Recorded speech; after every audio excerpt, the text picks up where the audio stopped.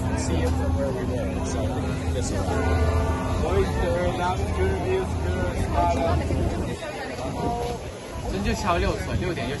diba yung i-share natin yung kakaibang kultura ng ating mga kaibigang Inchik, no? Dito. So nandito tayo ngayon sa Nathan Philip Square. Ayan. Ating i-share ko sa inyo sa vlog na to yung ang gandang kultura ng mga Chinese, no? Dito sa Toronto, Canada. Yan. May mga foods. Diba? Dragon Dance Festival. Grabe, oh. Mga pagkain. Diba? Ang daming tao. Wow. May mayaman nilang kultura. Tapos nagpagawa pa tayo ng ng pangalan na Chinese character. Papakita ko sa inyo mamaya through our vlog. Ayan, di ba? May inihaw na mais. May Korean grill. May mga Pilipino po din dito. Ang dami. Halo-halo. So, tapos may oyster on fire. Ayun, no? Oh, di ba? Ayun, no? Oyster on fire. Ayun, no? Oh. Talagang nagliliyap talaga. Daming pagkain. Nakagutom.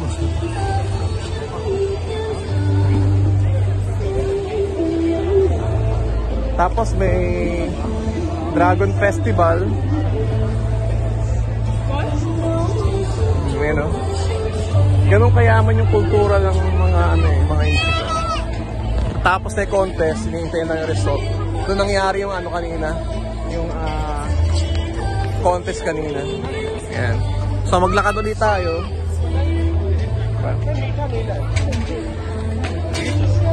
Oh, laki ng teddy bear. Teddy bear ba yun? Tapos kung gusto niyo ng mga alahas, di ba? Ang dami rin, So name it, you have it. Ang dami rito. Pagkain. Siguro yun naman talagang festival. Kahit anong kultura yan, Pilipino, Inchik,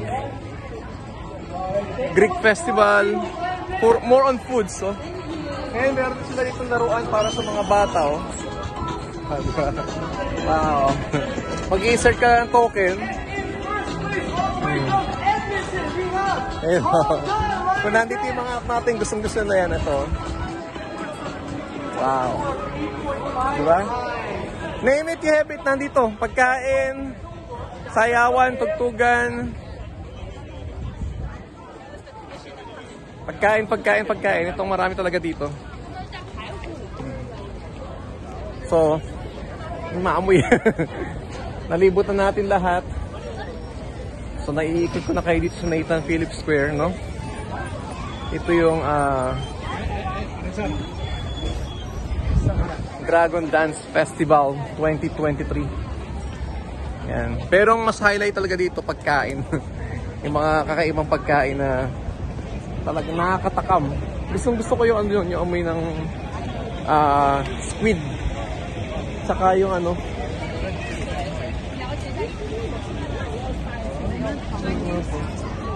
smelly tofu. Kaya pala smelly tofu, alam nyo na. So ito na, kakaiba yung amoy. Wow, grabing amoy ng tofu, kaya pa smelly tofu. May masyadong matapang. So yun lang. Kakaiba pa lang amoy ng tofu. Masyadong maamoy. Hi guys, nandito tayo ngayon sa Nathan Philip Square. Nanonood tayo ng Toronto Dragon Dance Festival 2023. Nagbabalik. Ayan. So it's my first time na manood ng Dragon Festival dito. Titingnan natin. Kasi curious na ako. Ang gagaling ng mga stunt nila. And of course, may may cultural meaning sa kanila. Ganito kaganda sa sa it's already. What's your And here is Lulu, the singer. Yeah, see you later. That's Lulu.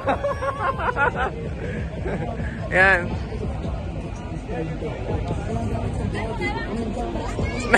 Nakita ko yung kasama namin sa sa hotel. She will be singing later. Yan, kakanta siya mamaya. So ganito kaganda rito kasi it's a multicultural city. Bawat bawat race, di ba? Bawat lahi may may kanya-kanyang festival. Kunwari, tayo sa ating mga Pinoy, meron tayong Taste of Manila. Tapos pagka naman sa sa mga Indian, may mga festival din sila. Tapos ito yung mga Inchik, yung mga kaibigan natin na Chinese. So ito, meron silang festival din, may mga pagkain. Tapos pinapakita yung kultura nila. Tapos may dragon dance, kaya maganda. Yan, so nandito tayo ngayon sa Nathan Phillips Square. Uy, kita nyo, may may oyster, grilled oyster. O, di ba? Ang bango, grabe grilled oyster, ang bango. Amoy na amoy yung bawang.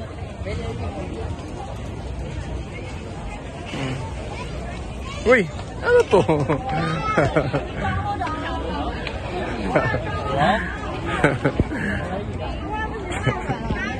may lumulutang dito. Chinese burger.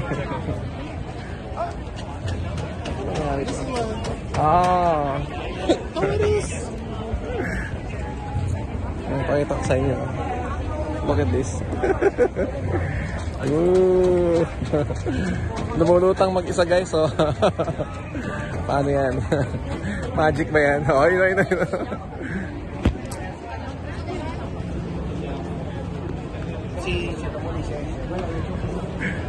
Ayan. So, ang bango dito, grabe. Amoy alam niyo yung bawang. Daing pagkain dito. Dito tayo mamaya. May stir fry, bun.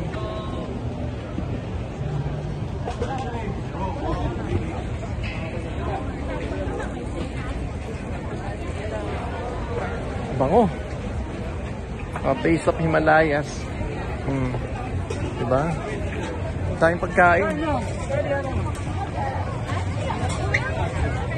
Tapos may pa rito yung naalala ko yung nasa Singapore ako yung alam niyo yung tubo gagawin na gagawin na juice, ayun guys. Kung tayo kung tayo mga Pinoy may tawag dito tuyo na kakaibang amoy, sabi natin mabantot, pero grabe ang sarap yung sa ating mga Pinoy tuyo. Pero dito sa mga Inchik may tinatawag na smelly tofu. Grabe ang amoy guys, talagang kakapit sa damit mo mga 4-5 beses yung yung tapang ng amoy.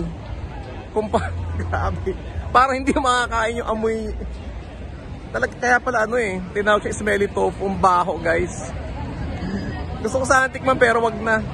Grabe ang ang sangsang talaga na amoy, pero masarap daw. Tinanong ko naman yung isang batang kumakain, masarap daw. Yeah. Di ba? Kanya-kanyang kultura yan. Kung tayo merong pag nagpiprito ng tuyo, talagang kakaibang amoy.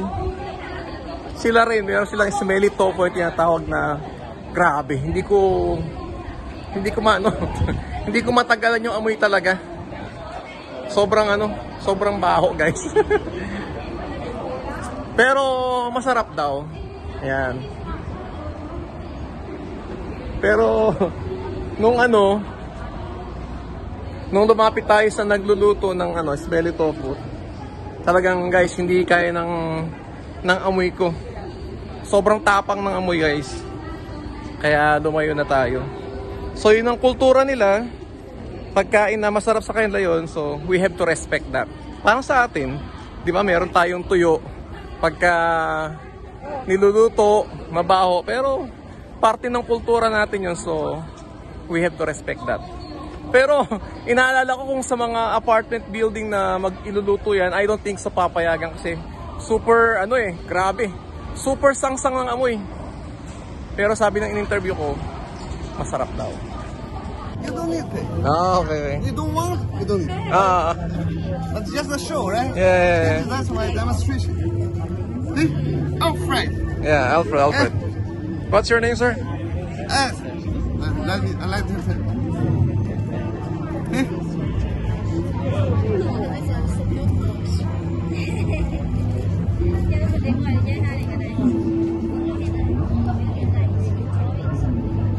Wow. Very nice. Ah? Yeah.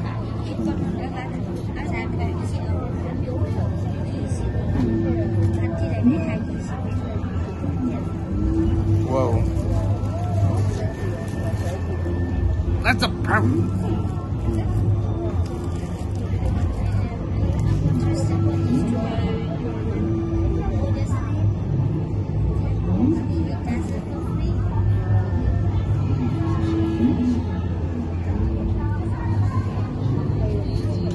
Cook. Cook. Yeah.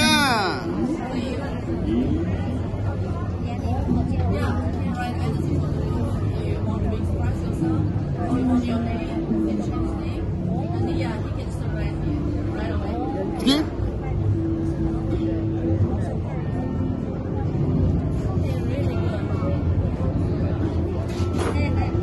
Wow, very nice. Yeah, it's really nice.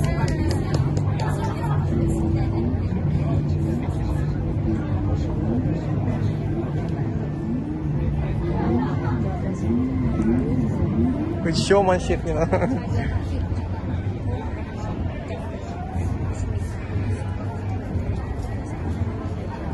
Wow. Alfred. Oh, that's Alfred already. Oh, not yet.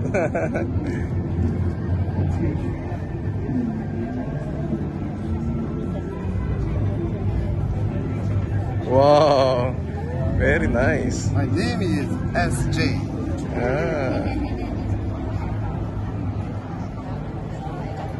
SJ. What is SJ? S is for sense. I try to explore common sense from art. J for joy.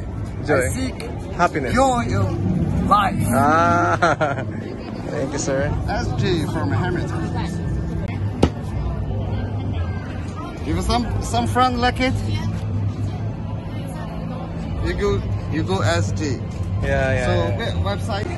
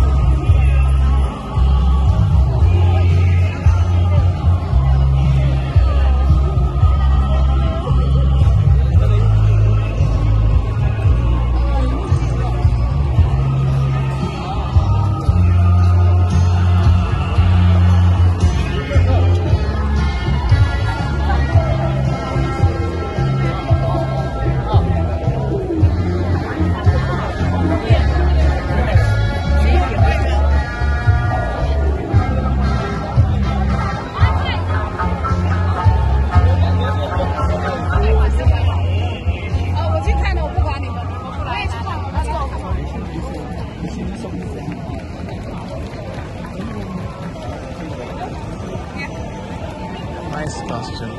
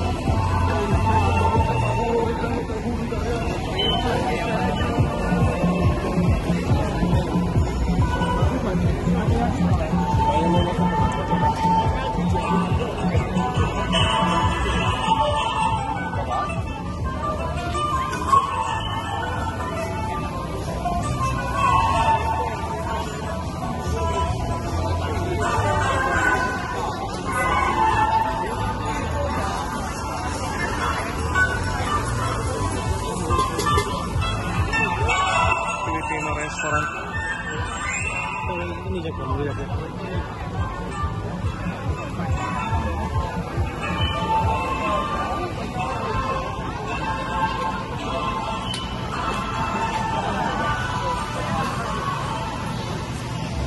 Uy, ito.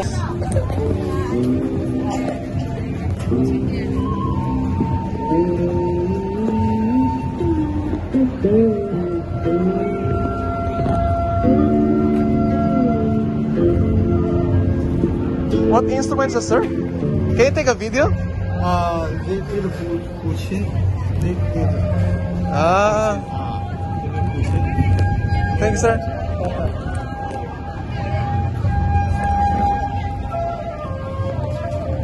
Grabe yun, mayaman siya sa kultura. Oh, look at this. Hello.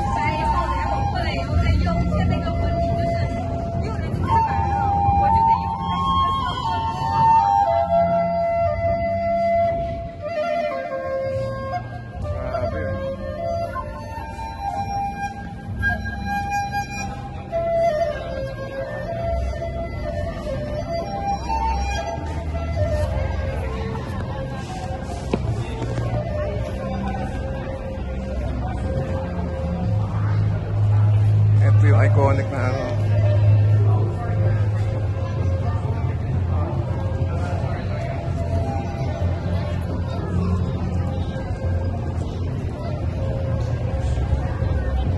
Oh, kita nyo iba nagpe-prepare na. Di ba? Para sa Dragon Dance.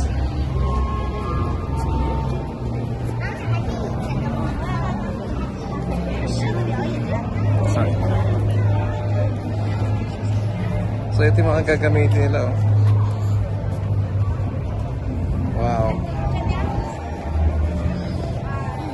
Kaya sila magkasya mamaya. Ito yung mga contestant to. Sila to.